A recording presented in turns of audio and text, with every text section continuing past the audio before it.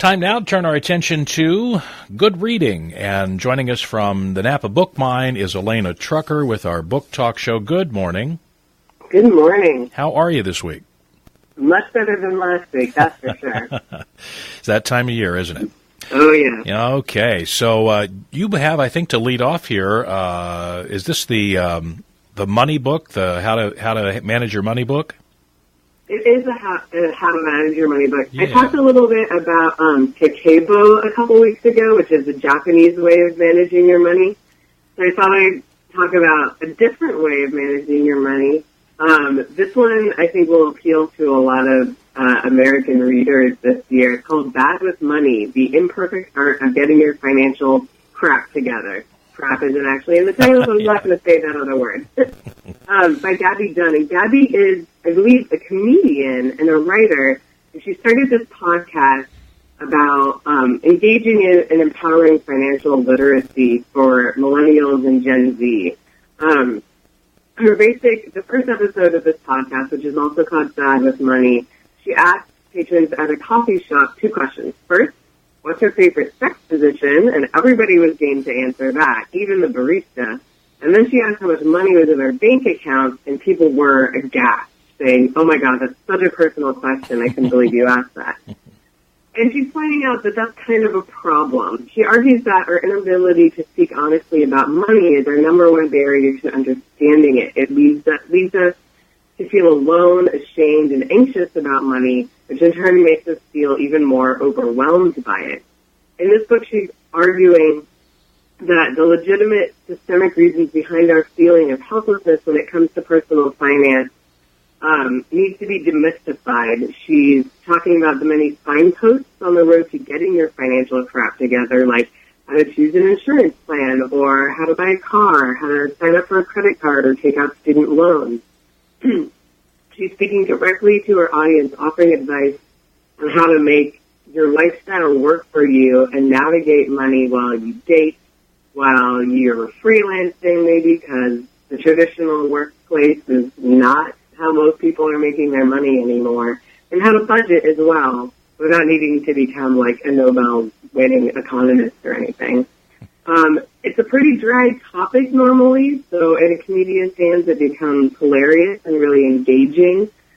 She weaves her own stories with the perspectives of other comedians, artists, students, arguing that even without selling our bodies to science or suffering the indignity of snobby thrift shop buyers, we can all start taking control of our financial futures. She knows that talking about money is taboo, but she doesn't really know why, and she really wants to change that.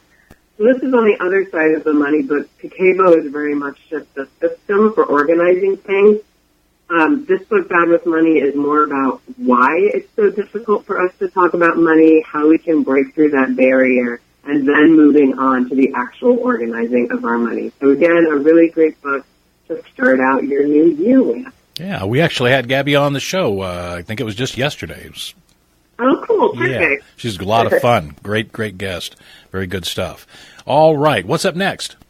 Up next, we have a couple of novels. I wanted to mention Freshwater. It came out in hardcover a year ago, and it's now out in paperback. There's a really burgeoning, interesting subgenre of African writers in fiction, and this is one of those just really beautiful books from a very different perspective than we normally get with, your average American writer, and with some really gorgeous writing. Kelsey, our bookseller, has read this and really enjoyed it. It's a debut novel from a Nigerian woman author about a Nigerian woman as she struggles to reconcile the proliferation of multiple selves within her. So this is a look at mental illness from a very different cultural perspective. The author, Akwaeke Emezi, was a National Book Foundation 5 Under 35 honoree, and this is also shortlisted for the Center of Fiction First Novel Prize. It is called Freshwater. It was one of the best reviewed novels of 2018, so now you can get it in a nice paperback and cheaper format. The main character is Aiden. She's always been a bit unusual. As an infant in southern Nigeria, she's a source of deep concern to her family. Her parents successfully prayed her into existence, but then something went awry as she becomes a troubled child prone to violent fits of anger and grief. Born with one foot on the other side, as they describe it, she begins to develop separate cells. When she travels to America for college, a traumatic event crystallizes the cells into something more powerful. As Ada fades into the background of her own mind as these alternates, now protective, now hedonistic, move into control, her life spirals in a dangerous direction. It's unsettling, it's heart-wrenching, dark, and very powerful. It's got a ferocious energy and really beautiful writing. And hopefully this is not the only thing that we hear from this wonderful new African writer. So if you're interested in mental illness, if you're interested in other cultures, or just want to read some really good, interesting new fiction, Freshwater is definitely a pick for you. All right, sounds good. And moving right along, we've got a cooking and wine book for today. Is this a combination of cooking and wine and kids? Oh, I don't actually have a cooking and wine book. Okay, we're skipping to kids. I was confused. Cooking and wine, not super interesting stuff comes out at the beginning of the year, to be honest. So I'm sparing you guys that. I'm going to talk about another novel and then do a couple of kids' books instead. The other novel I wanted to talk about is Once Upon a River by Diane Setterfield. Another really beautiful novel. On a dark midwinter's night in an ancient inn on the River Thames, an extraordinary event takes place. The regulars are telling stories to while away the dark hours when the door bursts open on a grievously wounded stranger. In his arms is the lifeless body of a small child. Hours later, the girl stirs, takes a breath, and returns to life. Is it a miracle? Is it magic? Or can science provide an explanation? These questions have many answers, and some of them are quite dark indeed. Those who dwell on the riverbank apply all their ingenuity to solving the puzzle of the girl who died and lived again, but as the days pass, the mystery only deepens. The child herself is mute and unable to answer these essential questions like, who is she, where did she come from, to whom does she belong, but the answers proliferate nonetheless. 3 families want to claim her. The wealthy young mother knows that this girl is her kidnapped daughter who's been missing for 2 years. The farming family, reeling from the discovery of their son's secret liaison, stand ready to welcome their granddaughter. And the partisan's housekeeper, humble and isolated, sees in the child an image of her younger sister. But the return of a lost child is not, of course, without complications, and no matter how heartbreaking the past losses, no matter how precious the child herself, this girl obviously cannot be everyone. Each family has mysteries of its own, and many secrets must be revealed before the girl's identity can be known. There's a beautiful tapestry of a book that combines folklore and science, magic and myth. It's suspenseful, romantic, and richly atmospheric. Be a really good one for one of these nights where it's raining really hard and you don't want to go outside or do anything else. It's a beautiful kind of modern fairy tale of a novel. It might be good for people who enjoy reading Circe, which I highly recommended last year. This is Once Upon a River by Diane Setterfield. Okay, very good. Now, before I jump the gun and go to the wrong thing again, now something for kids. So I guess you could say this is almost a cooking book because it is called What's for Breakfast. Yeah, that's why I was confused. I can see the confusion. This one's by Dennis Cazet. I've talked about Dennis before. A lot of people will recognize his name. He was a much-beloved elementary school teacher for a really long time up in St. Helena. And he's been publishing children's books for decades at this point. And now that he's retired from teaching, he's focusing mostly on his book writing. This is a really gorgeous picture book, beautifully illustrated by Dennis. It is a delightfully quirky story of unlikely friendship, trying new things, and compromise. It's good for kids aged 3 to about 8. It's really fun for story time because you can do these 2 different voices. There's a large and very hungry owl whose name is Rufus, and then there is Pip, who is a little mouse. Is it time for breakfast, or is it time for friendship? These 2 become an unlikely pair. It's a clever, definitely going to be a classic picture book. 2 owls, a mouse, a banana, and this beautiful, unlikely friendship from our own beloved Dennis Cazet.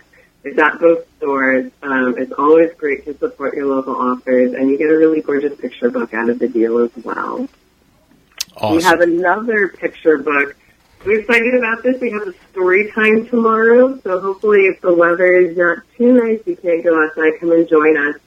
We're going to be at the Pearl Street shop at 10:30 tomorrow with the illustrator of a very sweet picture book called Mousie, I Will Read to You. Words are by Rachael, but we're just going to have Melissa there. So hopefully she'll do like a drawing demonstration, which should be really fun.